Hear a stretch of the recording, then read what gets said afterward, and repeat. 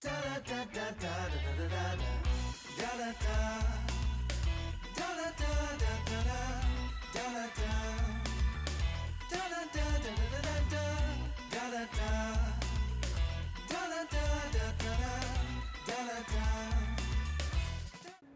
evening and welcome to another edition of Taking It Back to the Streets. My name is Ian Michaud, the host of this program. Each and every week we talk about issues and topics that are happening in the city of Waterbury. And I'd like to introduce my guest, Mike Digiovancarrlo. Mike, thanks for coming back on this show. And you were the first one to get me started back on TV after 22 years. And you did the first show, now this is the 10th show.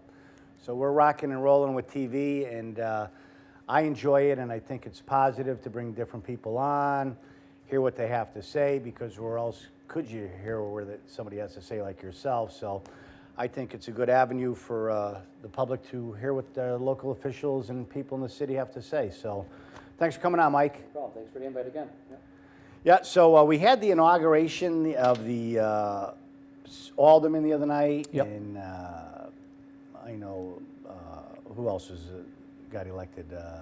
City clerk. Yep, so city sheriff. clerk and the sheriff, yeah. Mike Dalton and Steve Conway. Yep. Alderman and Board of Ed. And Board of Ed, correct.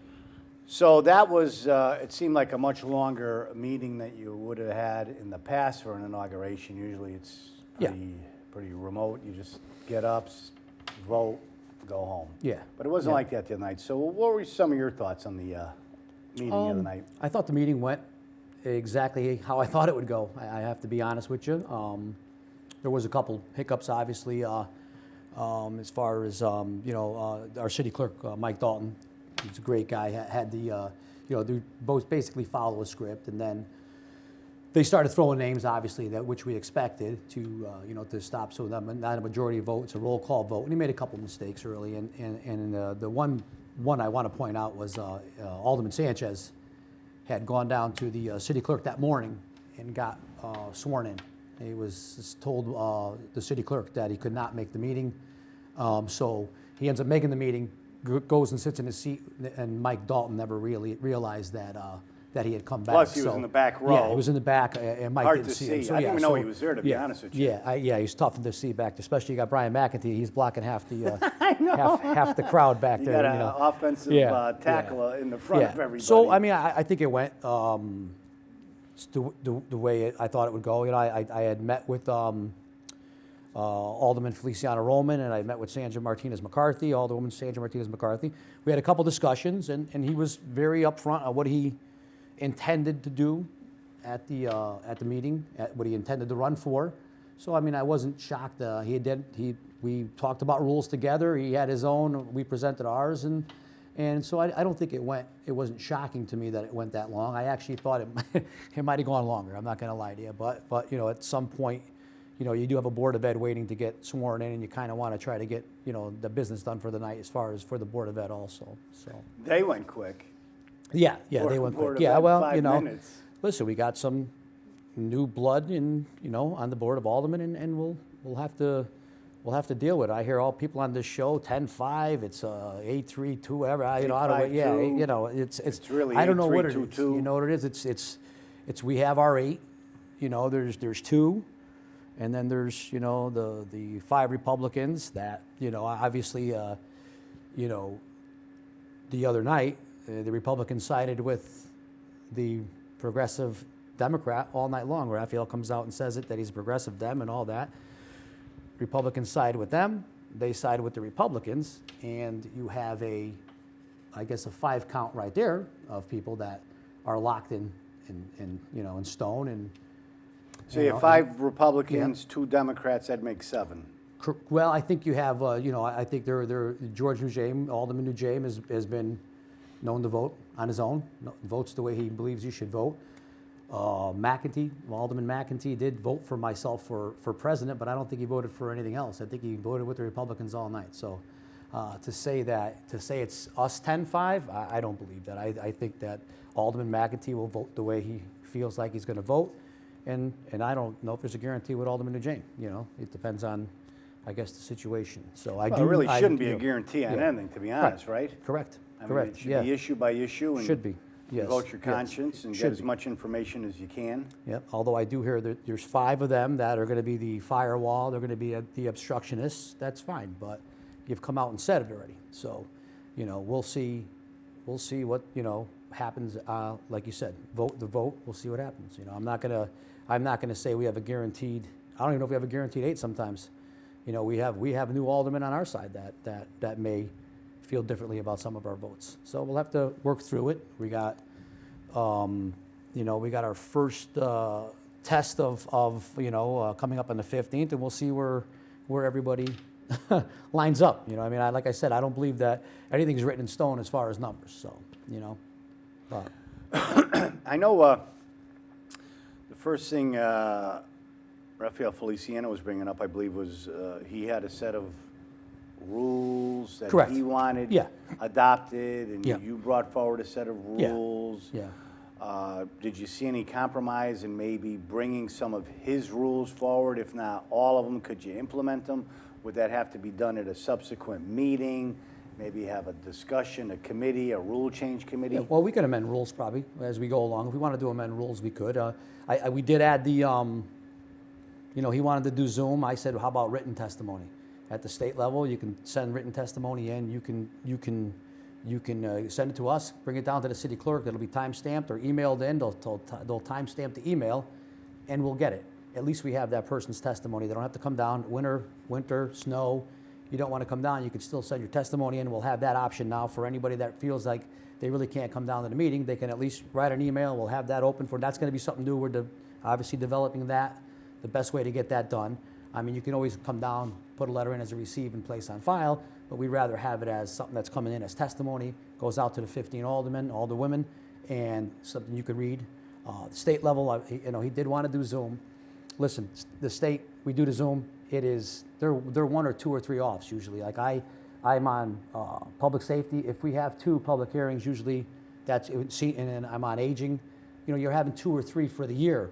You're not doing it every other week. So we thought that there's a lot of logistics involved, and no other city seems to do it. I believe Alderman Feliciano Roman said Stamford may do it. But the Hartford, Bridgeport, New Haven delegate, nobody does it. Nobody does the Zoom I'm a meetings. little confused, not to cut you up, I'm a little confused on written testimony and Zoom of what? He Public wanted speakers, yes, he wanted the department ability. heads? So how we did it in during COVID.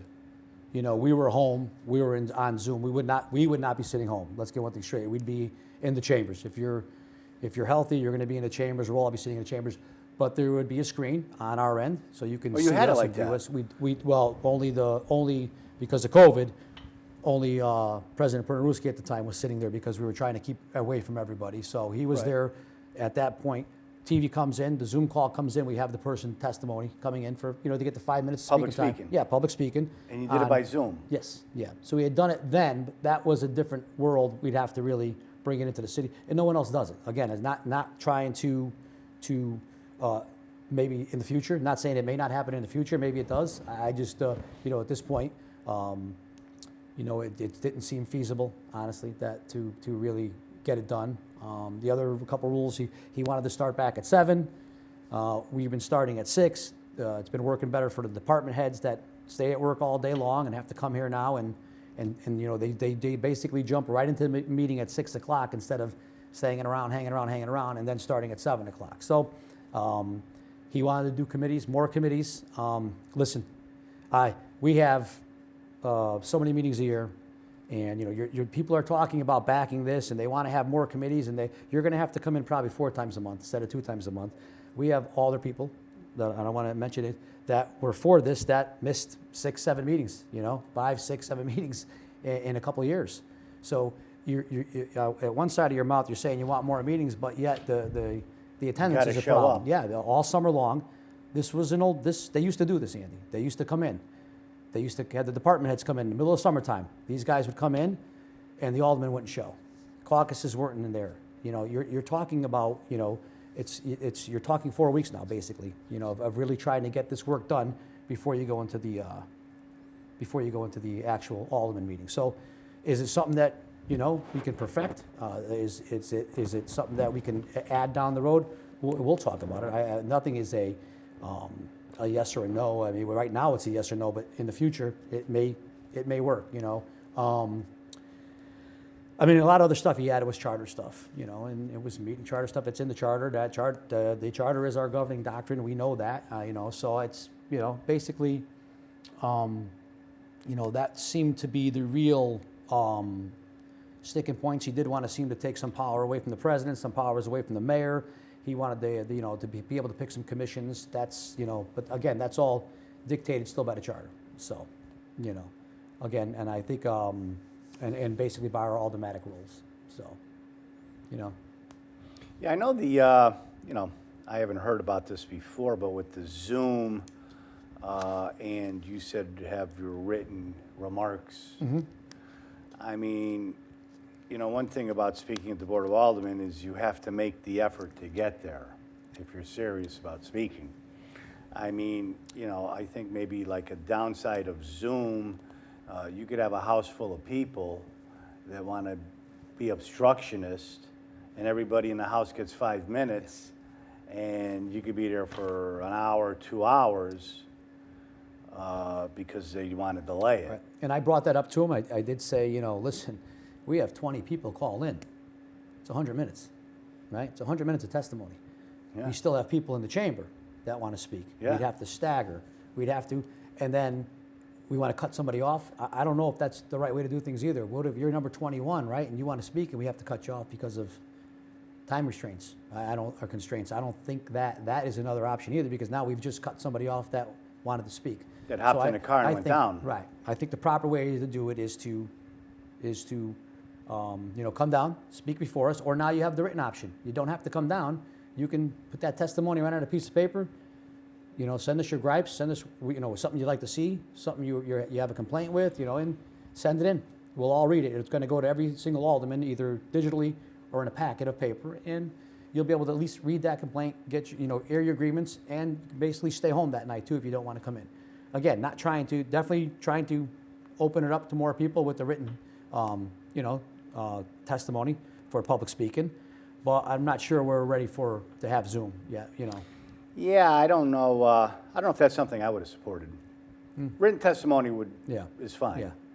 But the Zoom, I mean, if you look at the downside, I mean, people could just jam it up every night, have a party full of people, and just okay, your turn to talk for 5 minutes. Your turn to talk for 5 minutes. Your turn to talk for 5 minutes.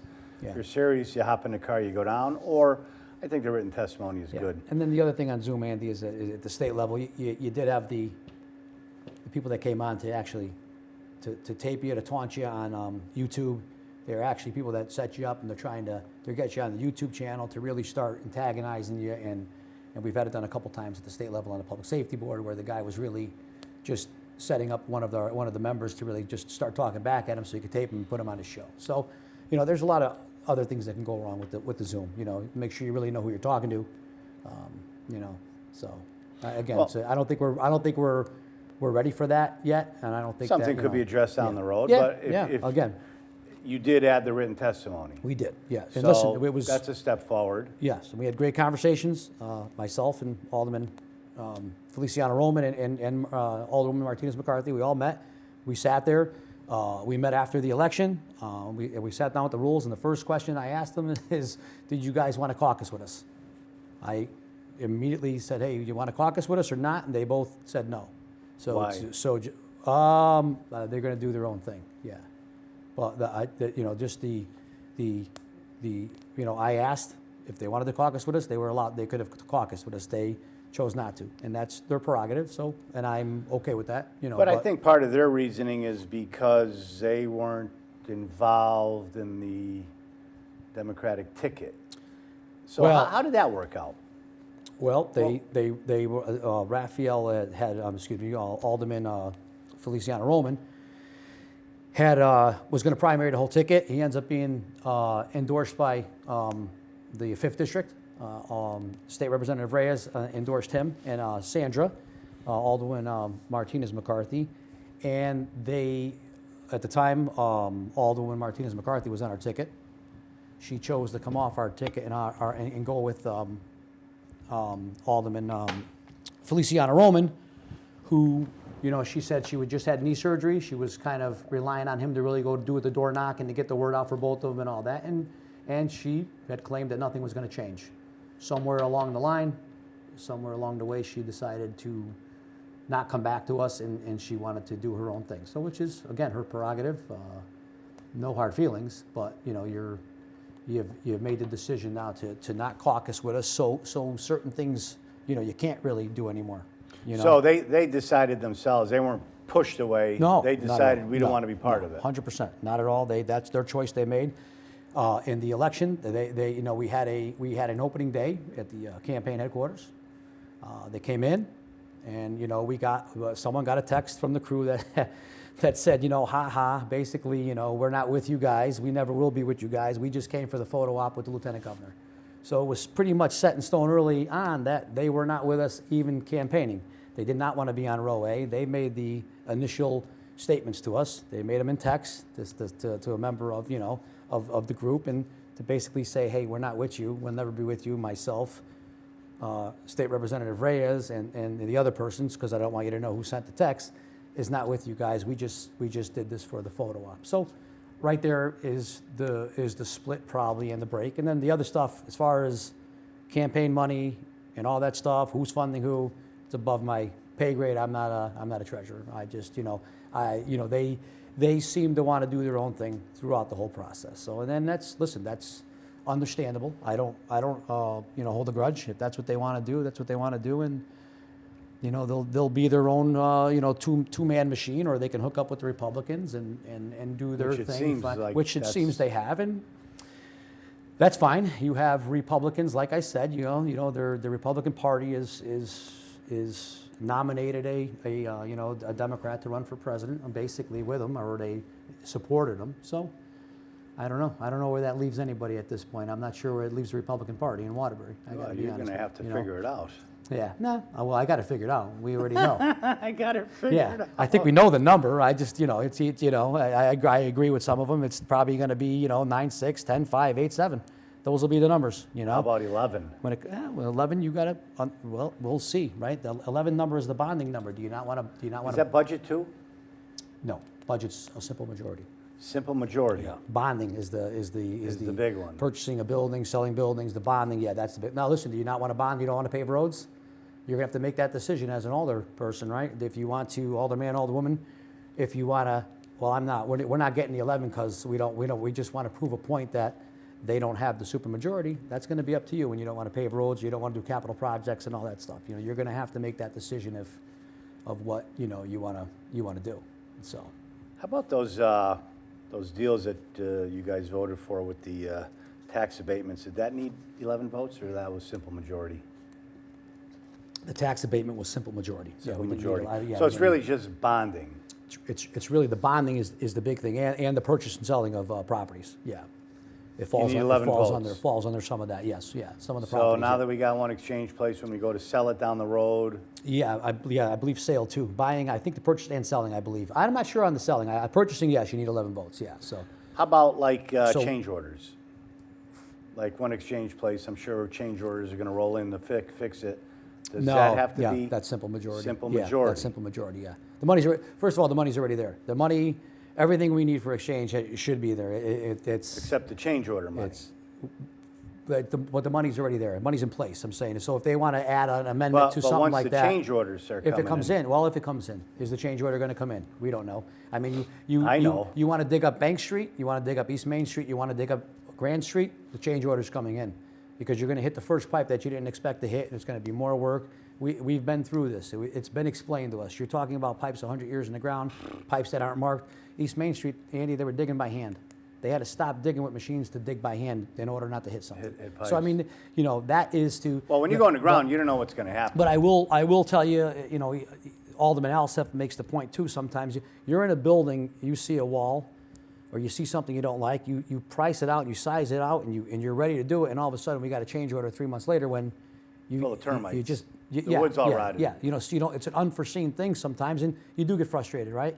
You've given the you've given the okay, sometimes for lots of money, right? For millions of dollars sometimes, and to have a change order come back in a few months later is tough. I mean, but if usually they do come explain it. You know, they'll explain, hey, this is what happened. We weren't expecting this. This foundation wall was rotted. This thing was crumbling, or, you know, this wall was rotted with termites. You know, it happens. We just got to kind of make sure that it's well explained and Legit. yeah, and I think you know the new makeup of this board, I think, is going to make sure that everybody's going to explain everything. I think But that's that good, though. It absolutely is. I listen. I've already kind of put the word out that every department head, every person that proposes something to the board, All hands on deck. you better be ready. Better bring your A game. Yes. If you, yeah. I mean, you did a good job you know, the other night. It seemed like you were uncertain on a few issues. You brought corporation counsel Sure. up. Yeah. And Yep. that's what you got to do. Unless you know the answer Yeah. for sure, bring somebody up. The last thing you want to do is give out wrong information. Absolutely.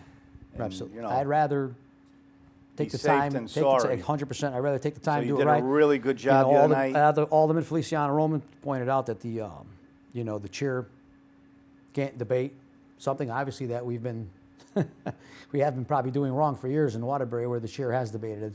The chair has entered into a couple conversations. I usually try to just run the meeting. I mean, you know, the beauty of the Speaker of the House, right? The Speaker of the House doesn't speak. You know, that's kind of what you're supposed You to got do a here gavel too. and that's it. Yeah, you know, you try to run the meeting best you can, keep it organized, try to expedite it and keep it organized and run it the best we can. So, you know, he called it out. We got Corp Counsel up there. There was some confusion that, you know, Alderman Feliciano Roman was trying to find it. Corp Counsel Attorney Foster was trying to find it, and I said, listen, I'll just relinquish the chair. Let's get in the I mean, especially a ceremonial meeting. Exactly. I will relinquish the chair. Let's get it going. I'll answer the question, and we'll go back to business, right? So, and that's what it is. But that's a little bit unfortunate that, you know, you can't get involved in the debate because, you know, like you said, I mean, you represent the 4th district Sure. in the city, and Sure. now the aldermen can't speak. Sure. I mean, I could speak. I would have to really keep relinquishing the chair. if Yeah, but wanted I to mean, speak. you're gonna have so- to have 2 seats up there. Yeah, well, I mean, yeah. I mean, I You take my think spot we- for 5 minutes and then come back. I can always pass on a message to somebody to ask a question also, right? I mean, there's nothing wrong with saying, hey, can you guys ask this question for me? Because I really don't want to relinquish the chair or take up any more time in the meeting, right? Well, I was watching yeah. the meeting when you asked the question about the tax abatements. If the Right. guy sells the property. Right, yeah, right, because I thought that was a very important thing, Yeah. right? I mean, I think that there's a little disagreement with me on that one, and I think a tax abatement's for the developer. I think it's for the person that takes the risk and buys the building, and then takes the money, refurbishes the money. And I know you don't believe that some of it's a risk, and I believe they put, you know, a few million of their own money in the game, and they came up to. They proposed the idea. They got the funding. I mean, everybody's welcome to that funding. Anybody can come in and propose that funding. But I'm one to say that the abatement should go with that original developer. I don't know if the abatement should be passed on. I just No, it that's shouldn't. no. And I'm on the minority side of that. I think with some people, and something we'll have to figure out. You know, we'll go from there if when that, you know, cross that bridge when it happens, because you know, again, I don't think I'm a fan of that at all. No. You know. All right, we'll get back to that in a little Yep. bit. Back to the meeting. But I have no problem giving abatements out. I'm not going to lie. I do. I mean, I know, I think it's know one of you the- do. I but think it's one of the worst things. I mean, Yep. Mike Bergen was the mayor. All he talked about was the grand list. Got to grow the grand list Yep. because we don't want taxes to go up. And now we give it the grand list away. I don't think we gave it away. You know, That's what a tax abatement you is. had an empty building that sat there, right? The guy comes in, we got it, we recovered it. What do you give us? About $800,000 for it, and it's back on the tax roll. It's not an empty building sitting there. You know, again. Well, it's not really. It's I will say this to theoretically you. it's on I will the say tax this roll, to but you. we don't collect I will say taxes. this to you. Every other city is doing tax abatements in towns. Most. Well, it depends yeah. on the situation. Something like Amazon. Amazon is not our abatement. That falls under a different Oh, really? set of rules. Yeah. There's yeah, no yeah, tax yeah. abatement? There is for 5 years, but that's not. We didn't give it to them. That's already cooked in for where the district that they are that they're building in. And that's a state thing. That comes from the governor. That's 5 years. No personal 20%. no 20%. property tax? They'll pay 20% for the first 5 years. They will pay 20, and then Oh, it goes property full tax. board. Right. That's not our abatement. That's set in stone from the state. That's state statute. Well, to me, that makes sense. Yeah. I mean, because nothing was going to happen on that mountain. Yeah, and don't forget, Amazon has given us a couple million probably already in permit fees, to probably both ourselves and Naugatuck too. So I mean, there is money being made. There's a bunch of jobs up there on that hill right now being created. They're all working. and then we'll see. Things popping out of the sky. It You is. see it They're all over working the city. nonstop, and that's hopefully going to get ready. And again, another win for the South End, right? Win for the city. I guess we. I never thought yeah. it was going to happen. To be Yes, honest a with lot you. of people didn't think it was going to happen. A lot of one person's you guys quoted. had the photo One op- person's quoted as saying it's never going to happen. Yeah. Well, it happened. Well, I raised my hand. I never thought it was going to happen. You're another person then too. But Yeah, the other put me on the person, list. said it right. And that's never going to happen. It happened. So. And it happened, which it's unbelievable. So tax abatement there, I don't have a problem Yeah, with. and these in other 5 years deals, you're going full bore. So. that's good. Yep. But So. these other deals, 10 years. Yeah. Post, another deal, 10 years, making $100,000. We're making, I believe, $100,000 a year on the parking from Post. We're getting Parking for who? We're getting. Well, they have There's to. nobody in the building. They made an agreement. They pay it. They pay it. Yes, they do. $100,000 a year. Yes, I believe it's $100,000 a year. It's up For to that Ghost. now. And they're paying their property taxes, and they're probably paying personal property taxes in there too, I would assume. So.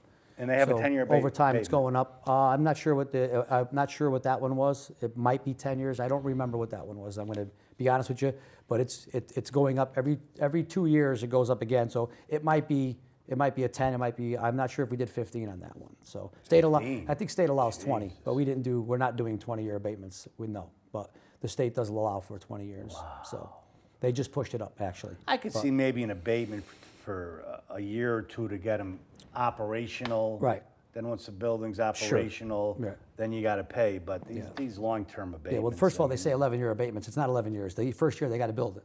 They got to actually get the property done. You know what I mean? And listen, St. Mary's, say what you want about St. Mary's.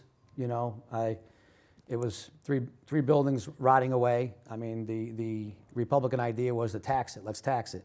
So we'll take $1 million property. We'll tax it. We'll get $700,000 assessment. The mill rate's going to be 41 next year, so we get about $28,000 for it. We'll get $28,000 for 10 years as that building decays and falls apart. Who's going to buy it after that happens? No one's going to probably step in. There's probably some environmental concerns there, right? With asbestos, probably lead paint. So there's probably about let's say $1 million just to clean the property up, right? To abate it or whatever, and then as time goes by over those 10 years, the building keeps falling into decay. Archdiocese comes down. They're going to fight that assessment, aren't they? Because now the buildings are falling into disrepair, beyond disrepair. They're rotting away. But that was the Republican idea, was to tax it. So we're sitting there 10 years later. Let's do the 28 grand. We're sitting there 10 years later with $280,000. I don't think that works either, right? So they weren't paying taxes? The churches don't pay taxes the city has the right to finally go after them. That's the point they're making. So is that the win? That's the big win you want? Tax church, tax the property? No, I want to get housing there, right? Valuable housing for medical personnel only. By the way, there was some confusion on that. That is what it's for. It's rent capped. It goes up with the as much as the state tells you can raise the rent, which is not much. It's rent capped, and it's going to create housing there. So again, I tell you the goal is to take these properties, repurpose them, right, and get a better result than what was there. And that is, I think, going to be a good thing when it's done. Sacred Heart, obviously, still a work in progress. We got there's the talk and the chatter around Sacred Heart is getting much better as far as getting some ideas, getting some money in. It seems like that's starting to gain steam. Getting some money in. I mean, you guys bought this 2 years ago. Yeah. Oh, it was going to be a homeless shelter. What happened? Well, not all of it wasn't going to be a homeless shelter. Church. The church was supposed to be it, yeah. What happened? Well, then you got to get funding. What happened is. So we bought it and we didn't know if we were going to get funding. So what happened was you have a change in at the top of this country that I think that some of these grants that people thought they were going to get with ease started to dry up, and I believe that's 100% true. I mean, they taken away money on a lot of ends of a lot of grants that they didn't like. Alderman Feliciano Roman, they took his grant away. They knocked his theater right out. River of free money's over with. Well, I don't know if that, but that was part of the issue too. I believe I think we thought we were going to be able to get those those grants in, the grants for the community centers for medical, in the community for like what St. Lucy's was going to be, and we thought we got the first chunk of money. New administration comes in, you didn't get the second chunk, so that's the issue. Stuck. No, I believe we're making some headwind on that one also too. That you'll see soon that We're is going to have to bond. They're going to put a no, bond together no, and fix grants, it. no bonds, grants. Again, free money. I know you're going to say free money, but it's we'll get it's federal grants that look like they might be coming in. So you know, I know I saw those people on Wednesday night, and they mentioned one time that I guess the archdiocese with their properties, that if they're vacant for a year or more, the properties are supposed to go back on the grand list Yeah. and be taxed. Yeah. Is that true? yes, and I don't even know if it's a year. It may be quicker. What did you just say? Yes? The answer is yes? I think so. Yes, I think we could go after them and tax them. Yes. So, like, they would probably owe us about, what, 20, 30 years of taxes? As soon as the church was yes, inactive. Yes, right. Inactive. Inactive. So, excuse me. Sacred Heart over there in Walker Road's been inactive for 20, 30 years. So we could have, I don't know if it's been 20, 30 years, no. Well, the school was there, the children's school, but the church, I'm Yeah, not that's sure when right. the church, The school was there, yeah. Children's Community School was there, so that moved down to St. Joe's, which, by the way, was another property we purchased that's making rent, which hopefully will, you know, by the time they're done, hopefully they'll either purchase the building or there'll be a purchaser of the building, but in the meantime, they're paying their monthly rent, which is 100% chunking away at the money spent on the building. So, if we could legitimately tax the archdiocese for all their empty buildings, churches and schools, why don't we? We probably could. Not my decision. It's obviously tax assessors or the administration. But I will say this: as soon as we tax it, they'll probably tear them down, and then you're not taxing nothing, which is fine. I mean, I get it. Well, but they're all And going to that's end fine. up blighted properties. That's what if you notice anybody with a lot of money, as soon as they leave their building, or you take the McDonald's on Lakewood Road, as soon as they left, what did they do? They demolished the building. So that wipes out any taxes you're going to make on the property, anyways. Now that property But it forces sits there. their hand. Now the property sits there. Yeah, it does. So maybe they'll sell it cheap. So what do we pay? Well, 1.6 listen, million. Maybe we could have got it Yeah. for 300,000 because then they got to pay. Correct. Have somebody knock it down and haul it away. That's not going to be cheap. Correct, but you said the magic words. We still would end up purchasing it, right? Just for $300,000. Then what do we do? Wow. Listen, I understand that. You're in a the deeper goal, hole at 1.6. The goal is to take the property and repurpose it. And listen, just like anything, and I've had this conversation with you, just like any of these brownfields, nobody is remediating these brownfields unless the city of Waterbury takes it over. No, none of this work. That ball field on Mill Street that was created, the baseball field, not happening without the city taking it over, getting the federal money, the state money, the local money, our tax dollars. It's not happening.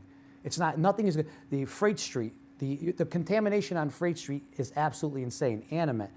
The contamination on South Main Street is absolutely insane. We spent millions and millions of dollars to your point, we'll spend maybe $30, $40 million to clean up Animate or Freight Street, $50 million, whatever it takes to put what on there. And when do you ever get your money back for that? When do you ever get the full grant of that money? When do you get that money back? You don't. You're not going to get it back. And that's for some people, it drives them crazy. Again, I'm the same boat as you are. Federal, state, local, it's all tax money. It's all our tax dollars.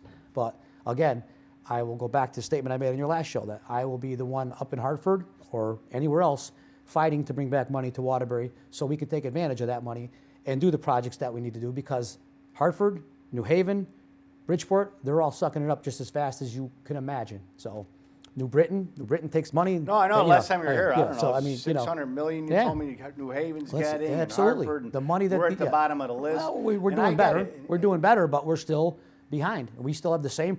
We have the same problems, if not more, of a New Haven or a Hartford.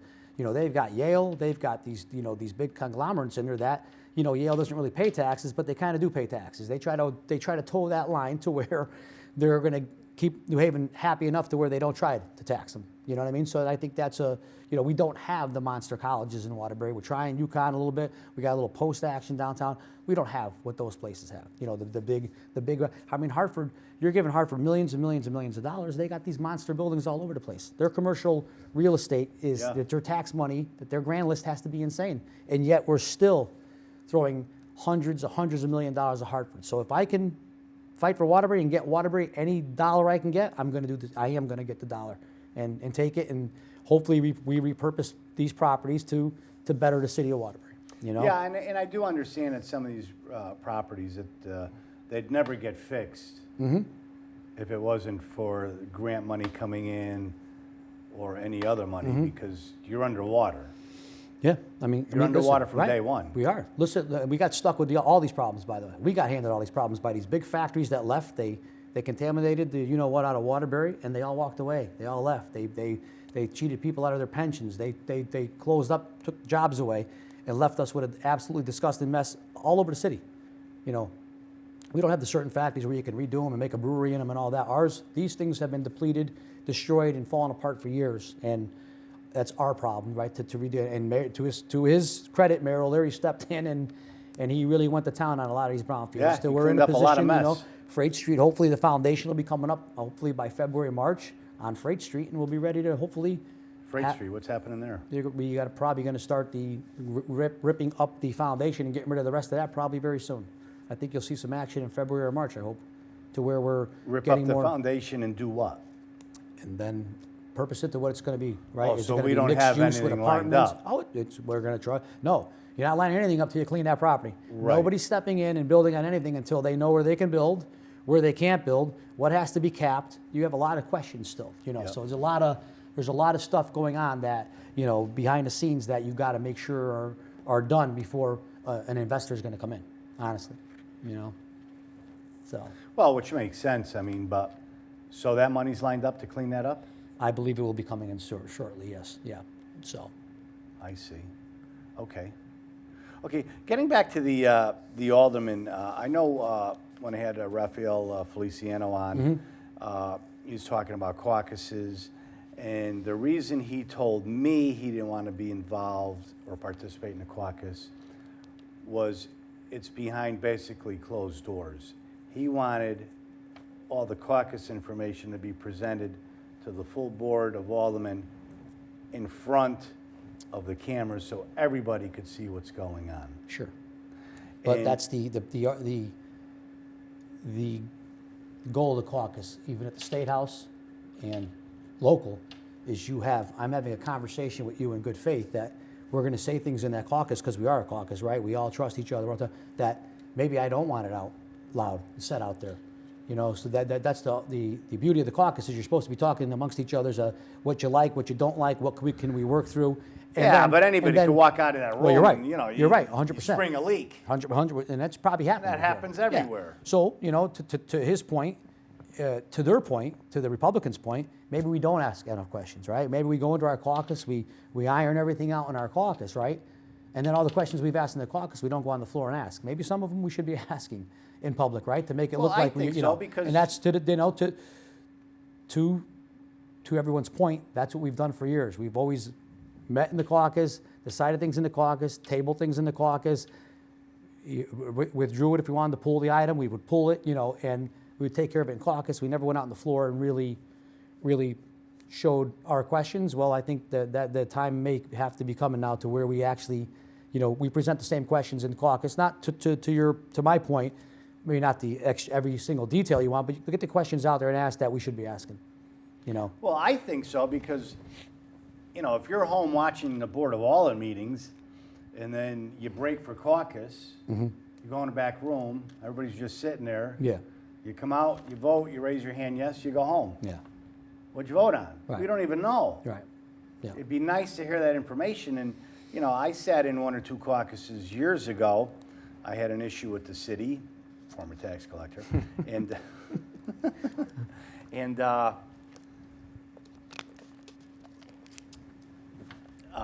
inside the caucus, you have somebody presenting information for the people to vote. But it's pretty much always one-sided. 100%. I'm going to show you all the positive things of what we could do here if we vote on this. But we never go to the other side, the downside, what could go wrong, what's not right. Yeah. And to me, that's a problem. Yeah. I think that's a problem, and I think you guys voting on it the same night is a problem. Yeah. Big issues. Yeah. Yeah. Tax abatements or big issues. Yep.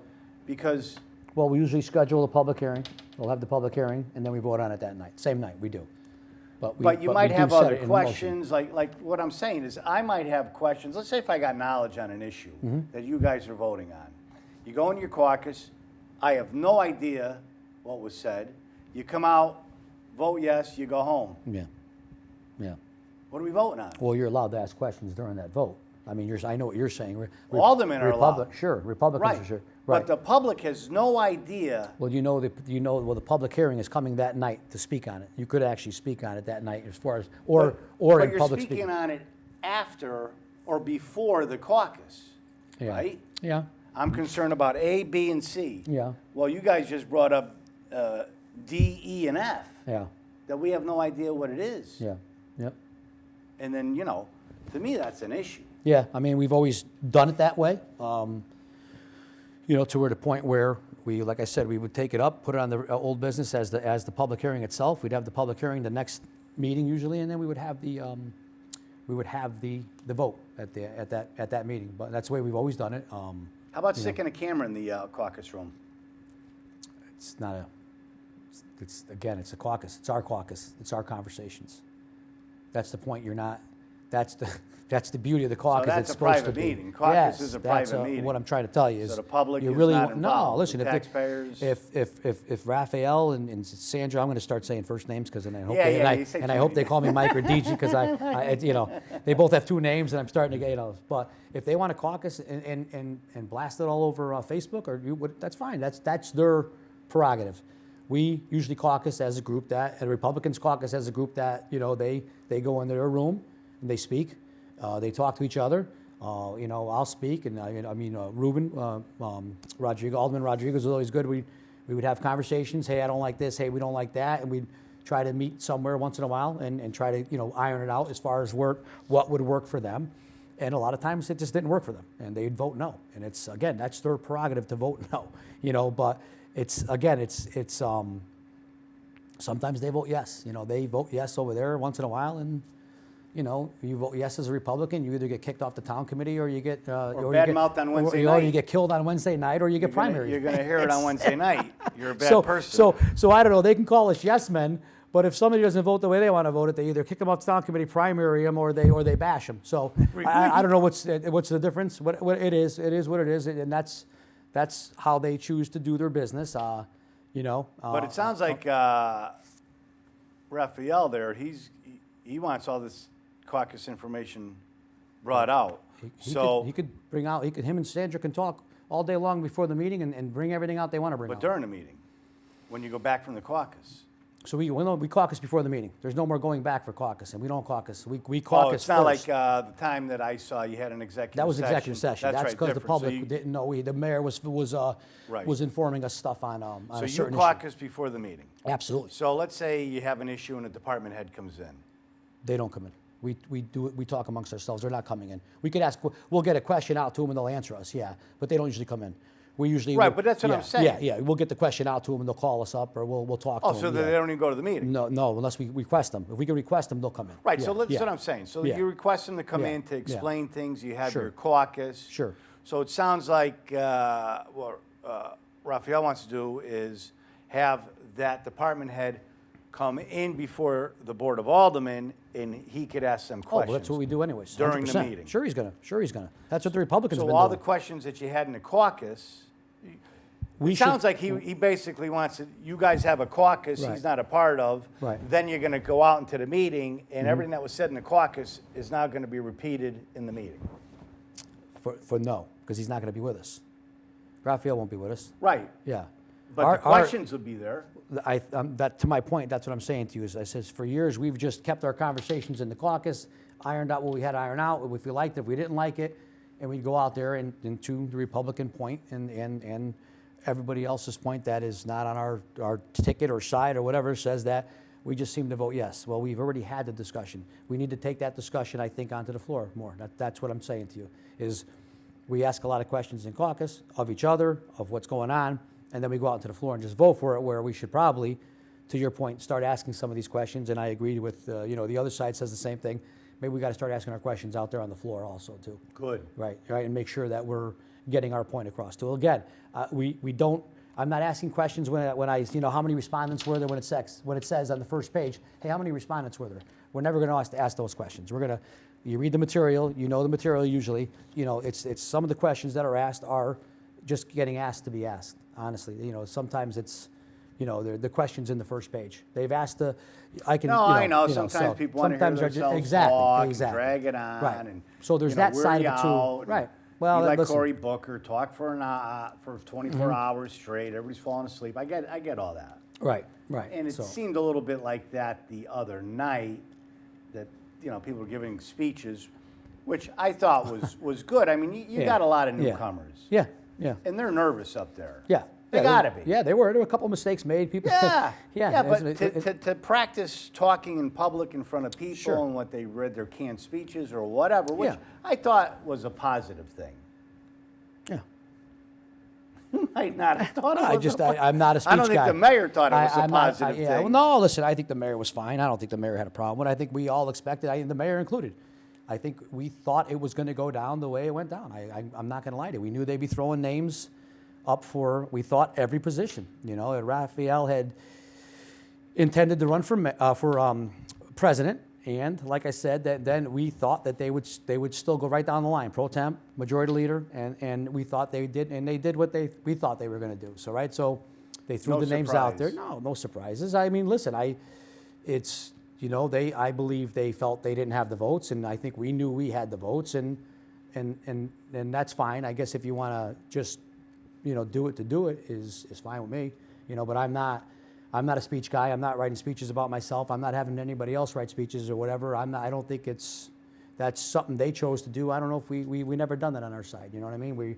I'll let my 10 years on the board and all the work I've done for this city and working hard as a state rep and whatever else I do, and I'll let that speak for itself. If I go give this away or I take care of this person or I feed this person, I'm not a Facebook guy that throws it up there and says, hey, look what I'm doing. I think that's kind of defeats the purpose of doing good things, but that's not the way I operate.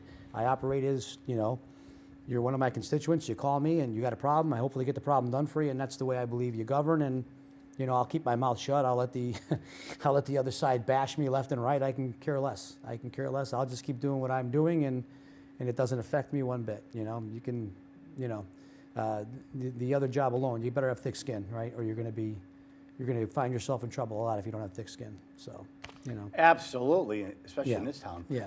Well, I know our time is moving on over here, but before it gets too late, I got to ask you about the Palace again.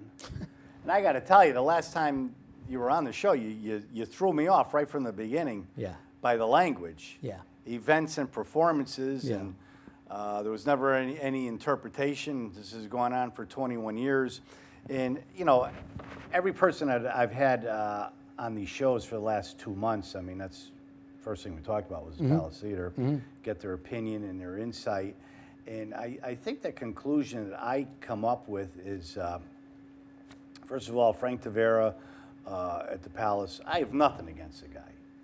The guy thinks I hate him, whatever. I don't. If you called me up today and said, well, listen, I need your help for something, Yeah. it's his performance. Yep. It's what he's doing. I don't think he's living up to the agreement. Yep. It's pretty self-evident. And once you look at the listing of his shows, that he's doing 50, 55 shows a year with less than 100 people. He has a million different excuses why he can't do more shows. He doesn't want to lose money, Live Nation, the 60-mile rule, the competition, all these excuses. So to me, we're at a point where do we stay the course and keep going the way we're going with no shows or very limited amount of shows, no people going downtown, an empty downtown, or do we try to go another course and fill the place up? I think we try to ask of him to increase the shows. I think I said it on your last show. Yeah, that you did, I but that's believe my the Palace point. should be busier. How he gets there, it should be. We also said there's no cultural shows. There's 4 solid, rock solid Hispanic shows. Matter of fact, right after our show, I actually worked the Palace one night. Bomba was there, and it was an incredible. It was packed of Hispanic performers. I forgot the lady's name. It was incredible. The place was packed. And then they had another one, and they have another one in December. They had 2 more during the year. I mean, so your idea of that they don't have the Hispanic show, I believe they do have them, and they've done well, and they're doing them. we're gonna listen. We're never. Listen, you go after 12. Look at 21 years, and you'll see. I mean, that's now. I mean, That's the guy's now, nervous. Now, listen, He's that's nervous. that's The spotlight different. is on. That's He's nervous. different. I get it. I agree with you there. Now, I think recently it's come up. They're putting it's ads come in. all over the place Yeah. on Facebook. I They're think promoting recently everything. they've really been better on the making sure that the diversity of the shows are better. I still want country music on there. I told you that. I think we should be having more country music shows. All day long. Mid-level country artists should come here all day long. Well, we both know that. Yep, But it's not happening. Yeah. And that's my point. Yep. We're asking this guy to start speaking in Latin. He doesn't know Latin. Yeah. We need somebody that could speak Latin, somebody that could bring in the shows. Just like I told you last time, Keith Mahler, Premier Concerts. I know he could bring in 100 shows a year. Jim Koplik, Live Nation. Here we got this beautiful facility here. We'll charge you the bare minimum. Could you bring in some acts? Because Frank Tavera, he's been living under these excuses for 21 years. And how you're going to make this guy flip is beyond me, because he doesn't know how. He doesn't know how. Yeah.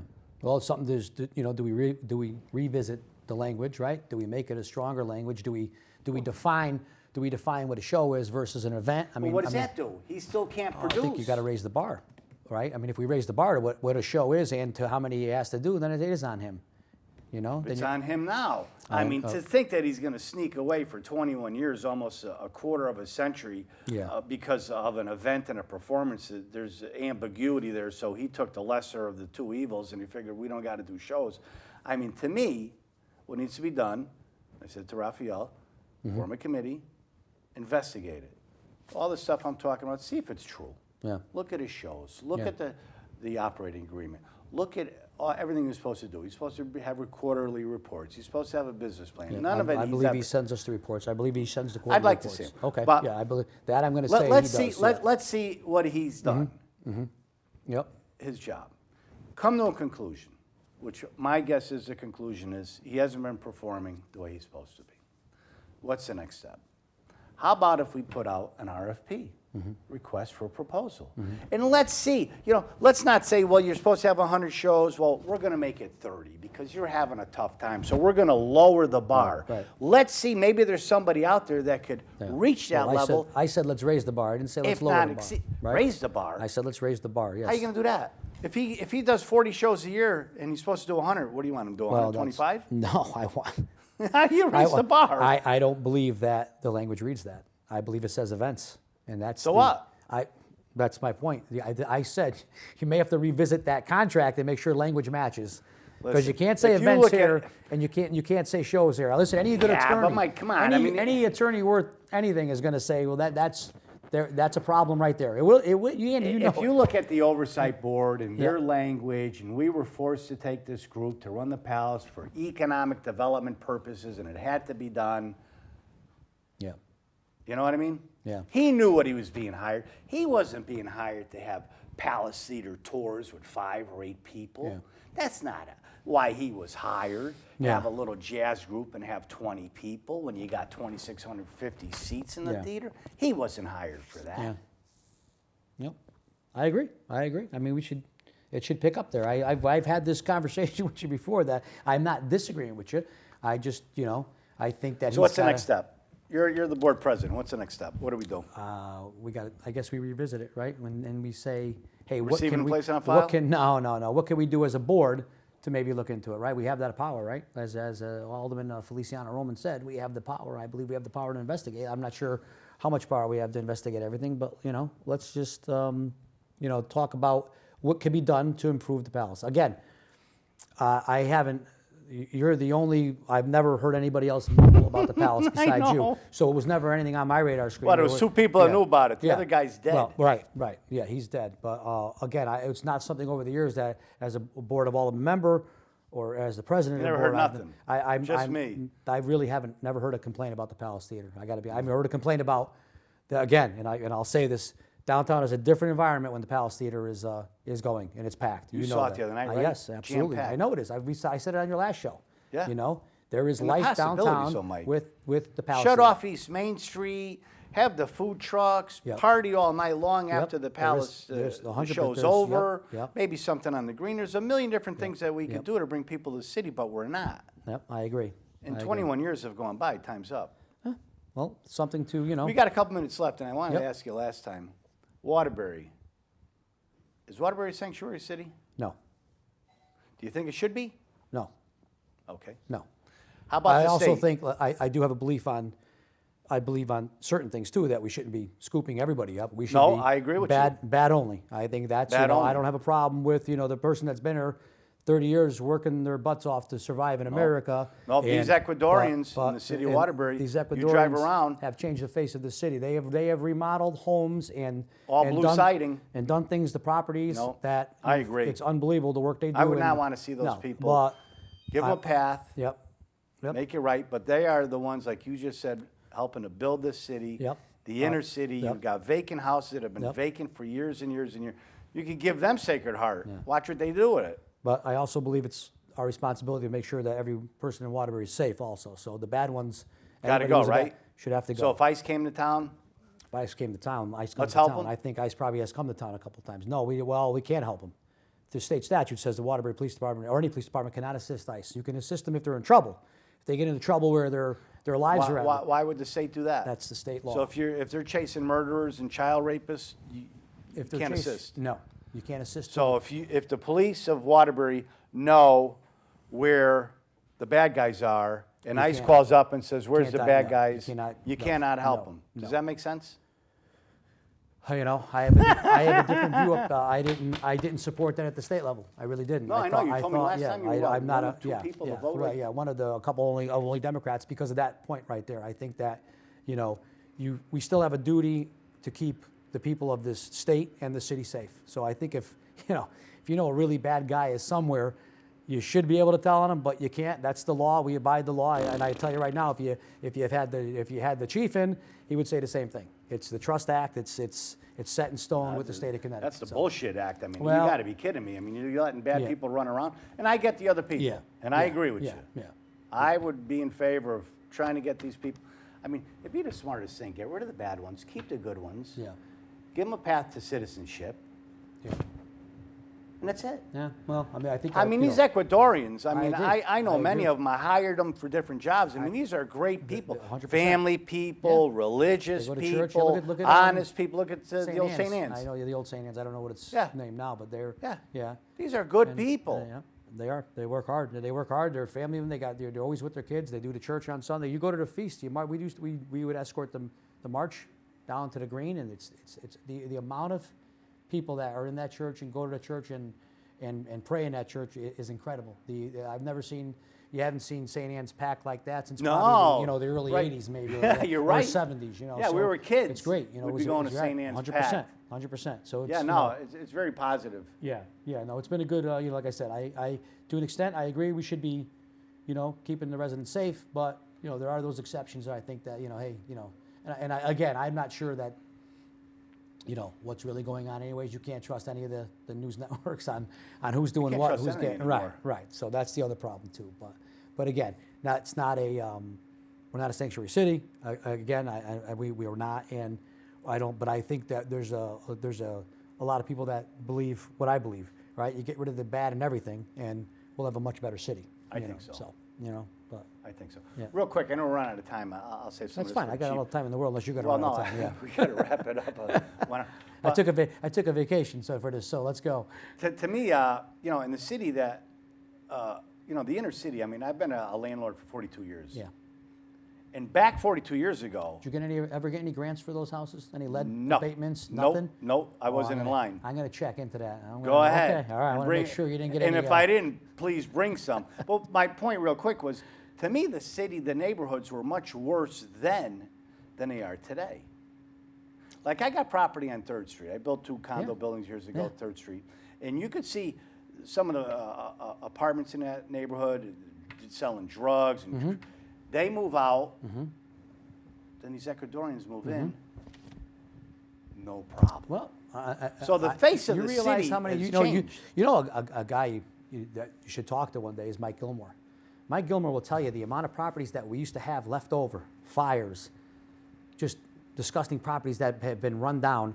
That we had a inventory of these properties that were there. There's nothing left anymore. Yeah. Half burned down buildings are getting bought. Yeah. Places on Willow Street that you never thought would get bought are That's getting great, bought. isn't I it? mean, it's great, but we get that out of town investor a lot too that kind of comes in, maybe remodels it a little bit, and then doesn't give too much about the neighborhood anymore. Doesn't care too much about the neighborhood No, anymore. to cut the grass, pick up the No, garbage. so we need, you got, garbage. listen, it's great. People are investing in the city. People are buying, paying house prices for houses that I can't, 400, 400,000, 450 I know, in for three Waterbury. families in town plot that are 100-something years old. It's amazing, so. So All right, it's, we're we trying got to to wrap it up, yeah, Mike. no problem. I no really problem. appreciate you coming on. We got to do this. I'll be back for show 30. How's that sound? No, not show 30. Maybe show 20. We got to get you back. Oh, on what it. is it? Just a show 10. I'm sorry. Yeah, Yeah, I meant, I'd like to I get meant you show on. 20. If we can once a month, give us Absolutely. updates, Yeah, this and that. absolutely. And then I'd like to try to set this up over here. I need a little help, but to have groups of people come on, Sure, 3, sure. 4 people, aldermen, whomever in the city discussing things. So. Sure, no problem. Anytime. Okay, we're gonna wrap it up.